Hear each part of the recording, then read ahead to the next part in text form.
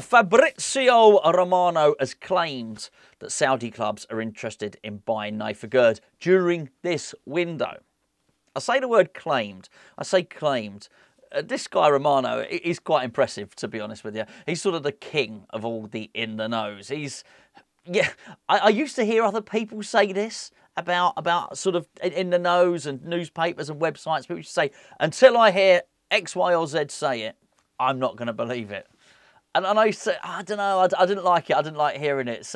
But I've started to think it a little bit about Mr. Romano. He's been on Hammers Chat before, you know. I don't think he's coming on Hammers Chat again. I think he might have outgrown Hammers Chat now. We were a long forgotten memory. Anyway, what's Romano said? Let me read his tweet. Saudi clubs have approached West Ham for Nayef Aguerd, as Darmesh Sheth called it. So basically, I take it he's confirming something that Darmesh Sheth said. I would like to say, by the way, that in a few videos, about a couple of months ago, I said that Nayef Aguerd would be of interest to Saudi clubs. I didn't know. It was just a guess. I'm not claiming to have any in-the-know knowledge. I really don't. It says AS Roma and AC Milan have also made inquiries, but financially it's not possible. West Ham will not accept loan proposals. I said this about a lot of these overseas clubs. They've just not got the money. They really haven't. They cannot offer the money that is going to be of interest to Premier League clubs. We're very, very rich.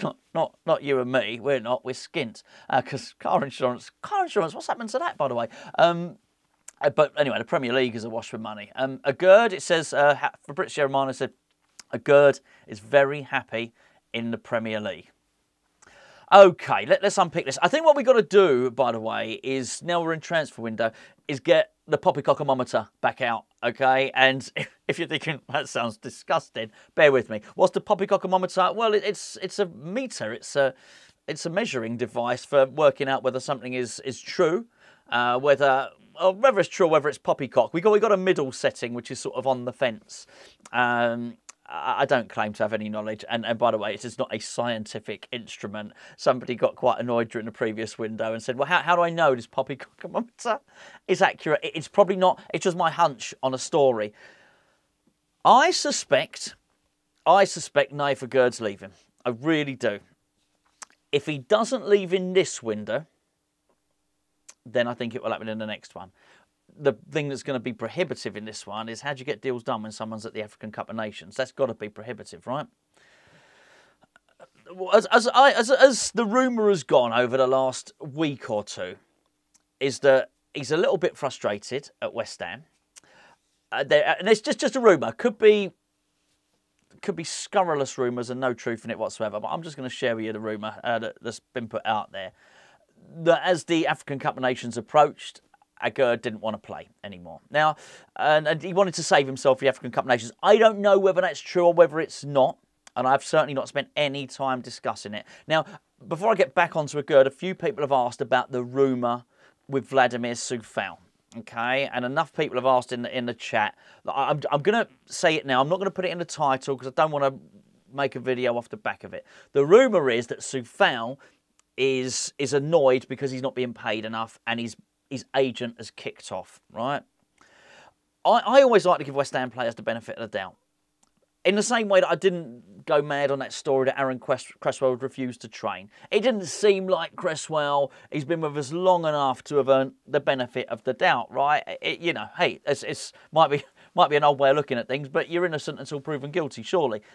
I don't know, it just doesn't seem like Coufal. I don't know how much is accurate about the wages. As I understand it, it's on about 35 grand a week. He's not happy. Do you remember we activated an extra year on his contract?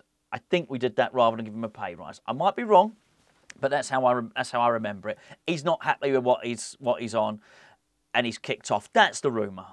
I don't want to spend any more time speaking about it because that really could be poppycock, and we don't know anything about it. In terms of the poppycockometer, do I think Nayef Aguerd is gonna leave West Ham? Do I think there's interest in him? Yeah, I do. I think it's the truth. And I mean, Saudi just absolutely makes sense, doesn't it? I mean, it just does. They're absolutely awash with money. He's from Morocco as well. It's going to be a well-trodden path for a lot of players to be going from the Premier League, and I think Nayef Aguerd is going to be considered to be one of the poster boys for the league. I really do think so. He's fast. He's a good defender. I don't think he's a great defender if he's asked to defend for sort of 90-odd minutes like he does with West Ham. But I've often maintained this. I think in a good team, I think you see the very best of Nayef Aguerd. So there you go. The rumour is out there. Do I think they're going to come with the money? I don't know. What you want is, do you remember there was one of those skint? It was the one that wanted. There was a skint Saudi club. Imagine that. Imagine being imagine being the skint Saudi club. That'd be really, really bad, wouldn't it? But anyway, the skint one are the ones that wanted. Do you remember they wanted Mikel Antonio, but they couldn't actually afford him. I hope, as long as it's not them and it's one of the minted ones, then I think there's a likelihood that he would go. The whole thing about him being very happy in the Premier League, maybe he is happy in the Premier League. I'm not sure how happy he is at West Ham. And the rumour I did hear is that maybe, just maybe, if the right offer came in, the club would be prepared to let him go. £30 million, apparently, is the asking price for West Ham. We basically want our money back with a player. Earlier on, I did a video talking about Thilo Kehrer. It looks as though the medical for Thilo Kehrer is booked for Thursday. Yeah, obviously tomorrow at the point I'm recording this. I probably got an itchy nose. Why does he keep scratching his nose? It's the moustache, quite frankly. It's the moustache. The moustache is itching me nose. It needs a little bit of a trim up. You know I've got the tool for the job, don't you? The old, we're not even sponsored by Manscaped anymore, so at least you can trust me when I say that gear is good, right? That Manscaped gear is very, very good, and I do use it all the time anyway. Yeah, so Thilo Kehrer does look like he's signing for Monaco. But again, they're having to structure the deal because they want to. I think it's probably heavily ratcheted against them qualifying for Champions League, which they're in third in Ligue 1 at the moment. So I think without the Champions League money, they possibly can't afford him either. It's making it a little bit difficult for any overseas club to buy anyone. I think I heard Xabi say earlier on he linked with Mbappe, and I'm talking about Barcelona here. Barcelona were linked with Mbappe, linked with Haaland. And I think he said that there's no way, we just can't afford these players. These are completely out of our price range. And I think that is the case for most. I think there are a couple. I think Bayern Munich can still spend money, as they prove with Harry Kane, and I think Real Madrid can still spend money, as they prove with Bellingham, but I don't think they can buy a whole team of Galacticos like they did in the past.